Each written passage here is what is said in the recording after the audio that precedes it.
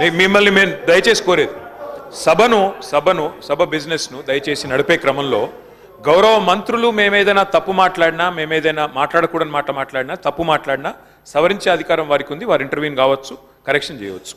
కానీ దయచేసి తమరిని కోరేది, ఇక్కడ ప్రతిపక్షంలో మేము 39 మంది ప్రధాన ప్రతిపక్షంలో ఉన్నాం, వాళ్ళు 64 మంది ఉన్నారు. మరి వారికేమో సభ్యులు లేచినా మీరు సమయం ఇస్తున్నారు, వారు వ్యక్తిగతంగా దూషించినా నోటికొచ్చినట్టు మాట్లాడినా మీరు కనీసం మళ్ళీ మాకు అవకాశం కూడా ఇవ్వట్లేదు. మొదలు డిమాండ్ సార్, దయచేసి కడియం శ్రీహరి గారి పట్ల వారు చేసిన అనుచిత వ్యాఖ్యలను తొలగించండి రికార్డుల నుంచి, దయచేసి వారిని ఉపసంహరించుకోమని చెప్పి కూడా నా విజ్ఞప్తి నెంబర్ 1. రెండవది సార్, వారు ఉప ముఖ్యమంత్రిగా పనిచేసిన పెద్దలు, దాదాపు 15 ఏళ్లు మంత్రిగా పనిచేసిన సీనియర్ నాయకులు గౌరవనీయులు పెద్దలు కడియం శ్రీహరి గారి పట్ల వాళ్ళ రాజగోపాల్ రెడ్డి గారు చేసిన వ్యాఖ్యలు సబబు కాదు సార్, దాన్ని దయచేసి తొలగించాలి రికార్డుల నుంచి అనేది నెంబర్ వన్ సార్. రెండవది రాజగోపాల్, మీరు కూడా ఒకటి సార్ ఒక విషయం మాకు క్లియర్గా చెప్పండి. మా సభ్యులు లేచి అడిగితే మరి సభ్యులకైతే ఒకటే హక్కు ఉంటుంది సార్, అందరి సభ్యులకు 119 మంది సభ్యులకు ఒకటే రకమైన హక్కు ఉంటుంది. మా సభ్యులు అడిగితేనేమో మైకు రావడం లేదు, మరి వాళ్ళ అవతల వైపు ట్రెజరీ బెంచెస్ లోంచి సభ్యులు అడిగినా మైక్ ఇస్తున్నారు, ఎప్పుడు అడిగినా మైక్ ఇస్తున్నారు, వాళ్ళని మాట్లాడమని మీరే మరి మోటివేట్ చేస్తున్నారు. దయచేసి నా విజ్ఞప్తి మీతోని, అందరు సభ్యులను ఒకటే ఘాటను ఒకటే పద్ధతిలో చూడాలి తప్ప ఈ రకంగా చూడడం ఇది భావ్యం కాదు కదా సార్. మీరు కూడా దయచేసి ఈ విషయంలో పునరాలోచించాలని విజ్ఞప్తి. ముందు రాజగోపాల్ రెడ్డి గారు మాట్లాడిన మాటలను దయచేసి మరి రికార్డుల నుంచి తొలగించాలని మిమ్మల్ని కోరుతా ఉన్న అధ్యక్ష. వారు కూడా ఉపసంహరించుకుంటే వారి గౌరవం దక్కుతుంది. అట్లా మాట్లాడడం ఒక సీనియర్ దళిత నాయకుడి పట్ల, ఒక సీనియర్ దళిత మంత్రి పట్ల, గతంలో 15 ఏళ్లు మంత్రిగా పనిచేసిన పెద్దల పట్ల ఆ రకంగా మాట్లాడడం వారికి మంచిది కాదు. ఉపసంహరించుకోమనండి, లేదా మీరైనా రికార్డుల నుంచి తొలగించాలనేది డిమాండ్. రెండవ మాట అధ్యక్ష, ఇందాక నాకు మీరు మైక్ ఇవ్వలేదు, ఇప్పుడు ఇచ్చినారు అనుకుంటున్నాను. దానికోసమే ఇందాక పొన్నం ప్రభాకర్ గారు మాట్లాడినప్పుడు నేను వారంటే నాకు గౌరవం ఉంది అధ్యక్ష. పొన్నం ప్రభాకర్ గారు నేను 2009 నుంచి కలిసి పనిచేసిన సహచరులు. ఆనాడు వారు ఎంపీగా, నేను ఎమ్మెల్యేగా మొదటిసారి గెలిచినాం, అప్పటి నుంచి కలిసి పనిచేసినాం. కానీ సత్యదూరమైన మాటలు చెప్తుంటే, వాస్తవానికి విరుద్ధమైన మాటలు చెప్తుంటే బాధతో తప్పకుండా అన్నాం అధ్యక్ష. కానీ వారు కూడా గౌరవ మంత్రి వారు, ఈరోజు గౌరవ మంత్రి గారు తప్పకుండా ఆలోచించాలి, మాట్లాడేటప్పుడు 1-2 సార్లు ఆలోచించాలి. ఇవాళ వారి నియోజకవర్గంలో హుస్నాబాద్లో గౌరవెల్లి అనే రిజర్వాయర్ పూర్తయి ట్రయల్ రన్ అయిన మాట వాస్తవం కాదా అధ్యక్ష? ఇవాళ హుస్నాబాద్లో ప్రజలకు తెలియదా? వేములవాడ నియోజకవర్గంలో మలకపేట రిజర్వాయర్ మొత్తం పూర్తయి అందులో 1 TMC నీళ్లున్న మాట వాస్తవం కాదా అధ్యక్ష? ఇవాళ కాళేశ్వరం గురించి మాట్లాడి అదేమి జరగనట్టు నిన్న మేడిగడ్డకు పోయి వచ్చి మా మీద బురద జల్లే ప్రయత్నం ఏదైతే చేస్తున్నారో అధ్యక్ష, నేను గౌరవ సభ్యులకు తమరి ద్వారా తెలియజేసేది అధ్యక్ష ఒకటే ఒక్క మాట అధ్యక్ష. కాళేశ్వరం అనేది ఒక బరాజ్ కాదు అధ్యక్ష. కాళేశ్వరం అంటే 3 బరాజులు, 15 రిజర్వాయర్లు, 21 పంప్ హౌజులు, 19 సబ్ స్టేషన్లు, 203 కిలోమీటర్ల టన్నల్స్, 1531 కిలోమీటర్ల గ్రావిటీ కాలువలు, 141 TMCల స్టోరేజ్ కెపాసిటీ, అదేవిధంగా 240 TMCల యూటిలైజేషన్. శ్రీహరి గారు ఏమన్నారు అధ్యక్ష? శ్రీహరి గారు ఒకటే మాట అన్నారు, స్టెబిలైజేషన్ కూడా తీసుకోవాలి ఒక ప్రాజెక్టులో. కొత్తగా 97,000 కూడా నీళ్ళు ఇయ్యలేదని మాట్లాడితే స్థిరీకరించబడ్డ ఆయకట్టు ఎంత అని అధికారిని అడుగుతుంటే ముఖ్యమంత్రి గారు మాట్లాడనీయలేదన్నారు. గొప్ప ఉదాహరణ నా నియోజకవర్గం అధ్యక్ష. మా దగ్గర అప్పర్ మానేర్ అనే ప్రాజెక్టు నిజాం టైంలో కట్టినారు అధ్యక్ష, 45లో కట్టినారు. ఆ అప్పర్ మానేర్ అనే ప్రాజెక్టు కోసం ఆనాడు రాజశేఖర రెడ్డి గారి ఆనాడు ప్రభుత్వం ఉన్నప్పుడు కూడా పాదయాత్రలు జరిగినాయి. దాన్ని ఎప్పటికప్పుడు స్థిరీకరించాలని నింపాలనే ప్రయత్నాలు జరిగినాయి. కానీ ఎప్పుడు నింపబడ్డది అధ్యక్ష? మొత్తానికి మల్లన్న సాగర్ కట్టిన తర్వాత, మల్లన్న సాగర్ నుంచి వచ్చే కాలువ ద్వారా ఎప్పుడైతే కూడవెల్లిలోకి నీళ్ళు వచ్చినాయో, కూడవెల్లి వాగులోకి ఈరోజు ఏప్రిల్లో ఎర్రటి ఎండల్లో కూడా మా మిడ్ మానేరు, మా అప్పర్ మానేరు ఎండుతున్న మాట వాస్తవమా కాదా? మా కరీంనగర్ జిల్లా శాసనసభ్యులు వారికి తెలుసు అధ్యక్ష, శ్రీధర్ బాబు గారికి, పొన్నం ప్రభాకర్ గారికి. అందుకే ఆ బాధతోనే మేము చెప్పింది, గౌరవెల్లి అయినా, మలక్పేట్ రిజర్వాయర్ అయినా, అదేవిధంగా మా అప్పర్ మానేర్ అయినా, స్థిరీకరించబడ్డ సింగూర్ అయినా, స్థిరీకరించబడ్డ నిజాం సాగర్ అయినా, SRSP పునరుజ్జీవమైనా, ఇవన్నీ కూడా కాళేశ్వరం ద్వారా జరిగిన మాట వాస్తవం అధ్యక్ష. అందుకే గౌరవ మంత్రి గారిని, ప్రభాకర్ గారంటే నాకు గౌరవం, ఎందుకంటే ఉద్యమ సహచరుడు. ఆనాడు పార్లమెంట్లో వీరోచితంగా పోరాడింది కాబట్టి మా నాయకుడు కేసీఆర్ గారు కూడా కరీంనగర్లో, అక్కడ కాదు అధ్యక్ష, కరీంనగర్కి వచ్చే బహిరంగ సభలోనే వారిని అభినందించారు. కాబట్టి మాకు అట్లాంటి మంత్రి గారిని అగౌరవపరిచే కుసంస్కారం లేదు. కానీ మంత్రి గారు కూడా వాస్తవాలు చెప్పాలి అధ్యక్ష.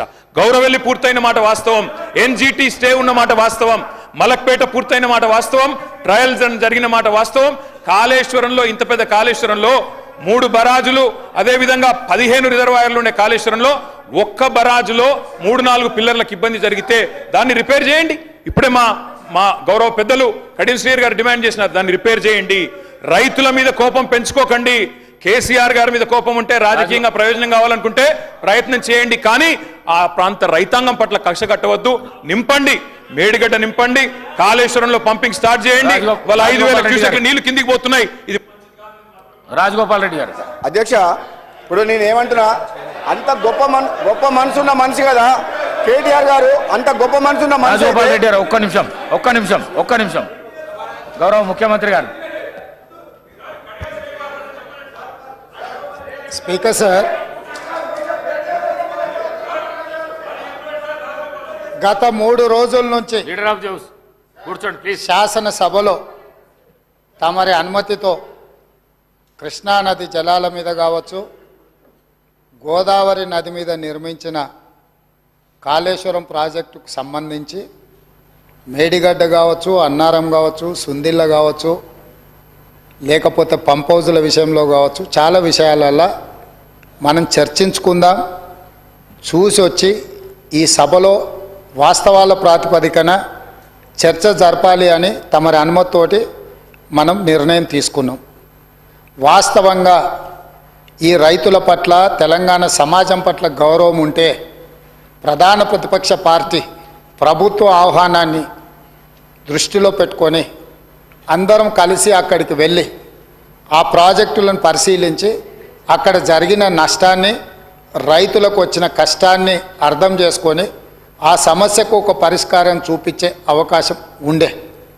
రాకపోను కొత్తగా వచ్చిన ప్రభుత్వమే ఏదో తప్పు చేసినట్టు, ఈ తప్పుకు కొత్తగా వచ్చిన వాళ్ళే బాధ్యత అయినట్టు, అదేవిధంగా పదే భాష గురించి, మాటల గురించి మీరు ఇట్లా అంటున్నారు, మీరు అట్లా అంటున్నారు, మమ్మల్ని గౌరవిస్తలేరు అని ఏదైతే చర్చ జరుగుతుందో, మాజీ ముఖ్యమంత్రి గారు నిన్న నల్గొండ జిల్లాలో వాడిన భాష మీద చర్చ చేద్దామా అధ్యక్ష?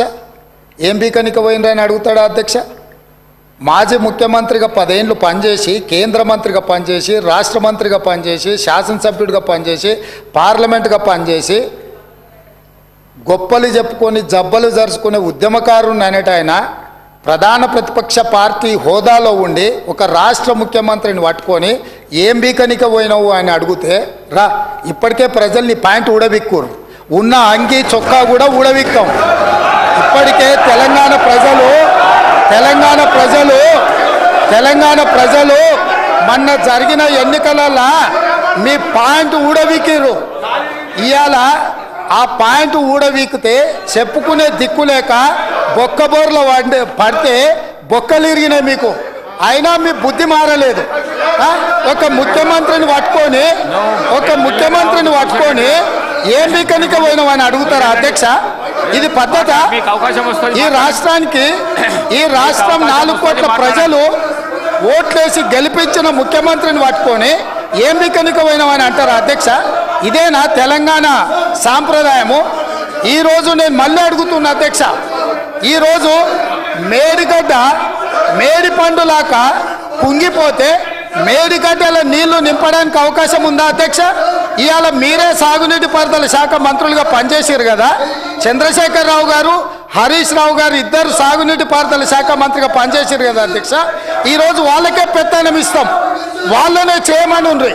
ఈరోజు ఏ రకంగా మేడిగడ్డలో నీళ్లు నింపుతారో, మేడిగడ్డ నుంచి నీళ్ళు ఎత్తి అన్నారంలో పోస్తారో, అన్నారంలో నుంచి సుందిలలో ఎట్లా పోస్తారో బాధ్యత వాళ్ళని తీసుకోమని ఉండ్రి అధ్యక్ష. మొత్తం కుంగిపోయి కుప్ప కూలిపోతుంటే ఈరోజు అక్కడ నీళ్లు నింపడానికి ఏమాత్రం అవకాశం లేక పూర్తిగా ప్రాజెక్టు దెబ్బతిని ఖర్చు పెట్టిన 94,000 కోట్ల రూపాయలు వృధా అయిపోయి ఈరోజు మొత్తం ప్రాజెక్టే దెబ్బతిన్న పరిస్థితుల్లో ఈరోజు ప్రజల దగ్గరికి వెళ్ళి సమాధానం చెప్పుకోలేక శాసనసభకు రావాల్సిన ఉపనాయకుడు ఇక్కడ సభలోకి రాకుండా పారిపోయి ఈరోజు చర్చ చేద్దామంటే రాకుండా ముఖ్యమంత్రి గారిని పట్టుకొని ఇట్లా మాట్లాడొచ్చా అధ్యక్ష? అందుకే నేను ఒకటే మాట అడుగుతున్నా, మీరు ఇవాళ చర్చకు సిద్ధమైతే పిలువండి. మీ పార్టీ నాయకుడిని, మీ సభాపక్ష నాయకుడిని చర్చ చేద్దాము. రేపు సాయంత్రం వరకైనా కాళేశ్వరం ప్రాజెక్టు మీద, గోదావరి జలాల మీద ఈ ప్రభుత్వం చర్చ చేయడానికి సిద్ధంగా ఉంది.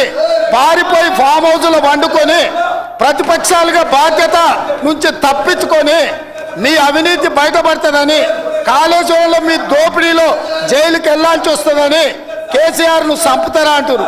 ఎవరికి అవసరం ఉంది అధ్యక్ష చంపాల్సిన అవసరం? సచిన పావును ఎవడైనా చంపుతారా అధ్యక్ష? మొన్నటి ఎన్నికలలో ప్రజలు ఆ పావును చేత్తో కాదు కట్టెతో కొట్టిరు అధ్యక్ష. ఆ పాము ఆల్రెడీ సచ్చింది. సచిన పావును చంపాల్సిన అవసరం మాకే ఉంది అధ్యక్ష. ఈ రోజు సానుభూతి కోసము వీల్ చైర్ నాటకాలు, వీధి నాటకాలు ఏంటి అధ్యక్ష ఇది? ఈ రోజు అవకాశం వచ్చినప్పుడు ఈ సభలో చర్చ చేయడానికి ప్రభుత్వం సిద్ధంగా ఉంది. నిజాయితీ ఉంటే, మీరు అవినీతికి పాల్పడకపోతే, మీరు చెప్పినట్టు మేడిగడ్డలో 2, 3 పిల్లర్లు కుంగిపోతే దాని మీద తీసుకోవాల్సిన నిర్ణయాల మీద మాజీ ముఖ్యమంత్రి గారు చంద్రశేఖరరావు గారిని సభలోకి రమ్మనుండ్రి. చర్చ చేయడానికి ప్రభుత్వం సిద్ధంగా ఉంది. పారిపోయి అక్కడెక్కడో పోయి ఆడేదో ప్రగల్భాలేంది అధ్యక్ష? రమ్మనుండ్రి సభకు. వాస్తవాల మీద చర్చ చేస్తాం, మొత్తం ఇక్కడ పెడతాం. ఇవాళ ఆయన తప్పించుకుంటాడు, ఈయన వచ్చి ఈడ కొత్త మాటలు చెప్తాడు ఈడ. కాబట్టి అధ్యక్ష, దీని మీద ఇప్పుడు జరుగుతున్న చర్చ దేని మీద జరుగుతుందో ఆ విషయం మీద చర్చించమని ఉంది. ఎట్లాగూ సాగునీటి ప్రాజెక్టుల మీద శ్వేతపత్రం పెట్టడానికి మా ప్రభుత్వం సిద్ధంగా ఉంది. మీరు ఏమేమి విషయాలు ఉన్నాయో, ఏమేమి చర్చ చేయదలుచుకుందో మొత్తానికి మొత్తం శ్వేతపత్రం సందర్భంగా చర్చ చేద్దాం. లేదు కాళేశ్వరం మీద మీరు చర్చ అంటారా? దానికోసం ప్రత్యేకంగా తమరు సమయం కేటాయించండి. కాళేశ్వరం మీద చర్చ చేయడానికి మేము సిద్ధంగా ఉన్నాం అధ్యక్ష. కడియం శ్రీహరి గారు.